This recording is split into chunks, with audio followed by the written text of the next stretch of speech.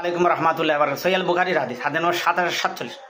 নবী করিম সাল্লাল্লাহু বর্ণনা করেন, যারা ফজরের সালাত না পড়ে ঘুমাবে তাদের মৃত্যুর পরে তাদের মাথাকে পাথর দিয়ে ভেঙে চূর্ণ বিচূর্ণ করা হবে। হাদিস সহিহ বুখারী হাদিস নম্বর ৭০৪৭। ব্যাখ্যা, অবশ্যই ভাই পীর সেজদা গোর সেজদা করে ওই মাথাটারে আপনারা কলঙ্কিত কত করছেন। অতএব ফজর সালাত না পড়ে ঘুমালে কী হবে, নবী করিম সাল্লাল্লাহু কী বলেছেন শাস্তির কথা একবার ভাবেন।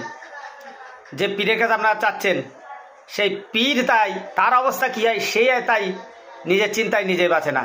আর আপনার অবশ্যই ভ্রান্ত ধারণা। মাজারওয়ালা কাছে চাওয়া থেকে বিরত থাকুন। মৃত মানুষের কাছে চাওয়া, মৃত আত্মার কাছে চাওয়া মানে হচ্ছে শিরক। এটা ইসলামের আকীদা নয়।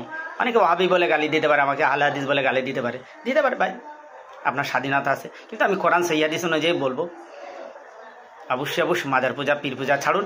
মাজারওয়ালার কাছে, মৃত ব্যক্তির কাছে চাওয়া ছাড়ুন। একমাত্র নবীদের শরীরকে খাওয়া মাটির জন্য আল্লাহ হারাম করে দিয়েছে। যার কাছে চাচ্ছেন সেই হয়তো পচে গলে গেছে, আপনি কার কাছে চাচ্ছেন? আর একটা জিনিস, অনেকে বলে মাধ্যম ছাড়া কোনো কিছু পাওয়া যায় না, উজুবিল্লাহ মিন যালিক। এটা ইসলামী আকীদা নয়। মাধ্যম ছাড়া আল্লাহকে পাওয়া যায় অবশ্যই কোনো সন্দেহ নেই। আল্লাহকে অতটা দুর্বল ভাবার কোনো জায়গা নেই। আসলে এরা সনাতনী ভাব এবং পোপ আর পাদ্রীদের ভাব ভুল দেখাতে যাবে না। নিজেরা কলাকচু পয়সা লুটতে গিয়ে বেদাতি পীর ভণ্ড মাওলানারা তাদের হাদিয়া লোভে এরা এরকম কাজ করে যে মাধ্যম লাগবে।